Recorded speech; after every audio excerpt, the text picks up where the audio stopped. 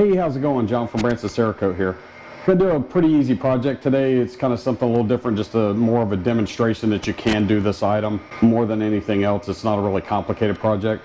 We're gonna do a construction helmet. And what we're gonna do, because around in this area anyway, there are a lot of Arkansas Razorback fans, we're going to do it in kind of an Arkansas Razorback look. So first thing we'll do is lay a base coat of Stormtrooper white, probably just in the areas where we need the Razorback stencil. Hang on the rack, let it air cure, put it in the oven, tack it out at 180 for about 6 minutes, 7 minutes, something like that.